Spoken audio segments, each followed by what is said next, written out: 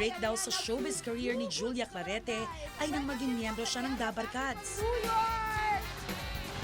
Thank you po! Taong 2005 siya unang lumabas sa Itbulaga, pero hindi pa bilang host, kundi bilang isang contestant. Nag-guest lang ako sa Bulaga. The first segment was TKO, Total Knockout, which is a singing quiz, singing quiz portion. Tita Malu Chofagar, after the segment, tinawag niya ako. We'd like to give you a try, so we're like a week, a few days to a week, let's see how you host. Walang dull moment, no, kay very energetic siya and spontaneous. Grabe kapag ang energy talaga kapag nag-show na talagang nag-host na sa Itbulaga, di ba? Ang mga araw naging linggo. Ang linggo tumagal ng ilang buwan hanggang sa si Julia naging ganap ng ang Dabarkads. At mula noon hanggang ngayon, isa na siya sa mga kumukumpleto sa tanghalian nating mga Pilipino. Si Julia, naku, ano yan, hikay, laging masaya, bihira mong mahuling may topak.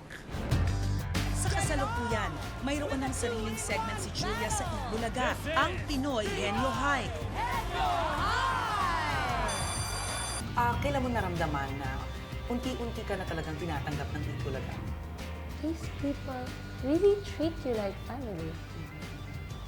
Na parang, this is not conditional. This is not like your whole life. Na parang it's one gig after another and, you know, nothing is permanent. There's no permanence.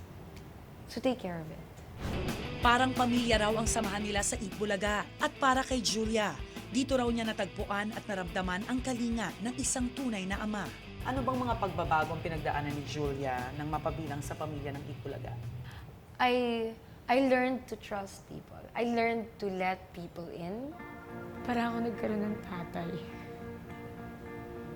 that I never had. I was looking for a father all my life. And little did I know that all those 9 years, he was just around me in the form of Mr. Rivera. And he was there most especially during the time that I needed a father. And he silently did it for me. He was my silent father. Meron pa tayong kasama dito from London, UK, ang Carlos Bahay! Bagamat araw-araw siyang nagpapatawa at nagbibigay saya, ang tunay na buhay ni Julia may bahid din daw ng drama. Gaya na lang nang lumabas ang issue ng pagkalulong niya umano sa droga. Unang napabalit ang pagkalulong daw ni Julia sa alkohol at sa droga. Ito daw ang dahilan kung bakit sa istasyong pinanggalingan niya ay pinagdudahan ng kilos niya dahil madalas daw ito wala sa sarili. May ibang tao, di ba, kailangan nila ng rehabilitation, may iba kailangan nila ng parang therapy. May iba, ako hindi, parang tama na. Pag binabato sa iyo yung mga isyong yan, how do you handle it? Hindi mo na pinapansin? Hindi na. Bakit pa? Maiirita lang ako. Ang puso kong naghihinabing! Madalas din iniintriga ang buhay pag-ibig ni Julia. Tila wala raw kasing tumatagal sa kanyang mga naging karelasyon. Isa sa mga dating nakarelasyon ni Julia, ang miyembro ng bandang kapatid na si Chico Molina. Gaano katagal yung relationship niyo, Chico? It was, para kaming Romeo and Juliet. Star-crossed lovers. We wanted to be together, but I guess, hindi talaga. Hindi nagtagal ang relasyon ni na Julia at Chico. Bagamat maayos naman daw ang kanilang paghihiwalay, ikinagulat daw ni Julia nang magpakamatay ang dating kasintahan. The night before he died, the night before he shot himself, he messaged me, sabi niya, I'm so tired na.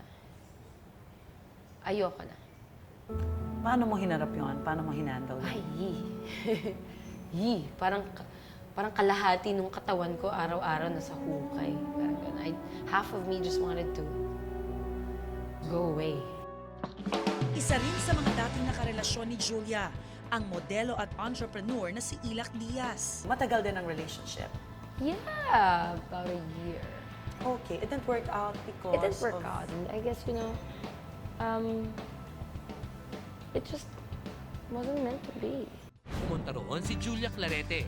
kasama ang nooy boyfriend pa lang niya upang idaos ang kanilang kasal doon. Taong 2006 naman na makipagrelasyon si Julia sa isang non-showbiz personality. Ito raw ang yugto kung kailan tuluyan ang nagbago ang kanyang buhay. How old were you? I was 27.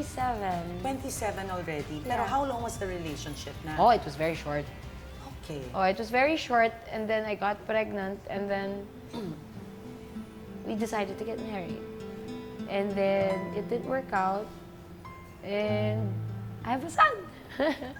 Yun, And I'm a full-time mom and a working mom.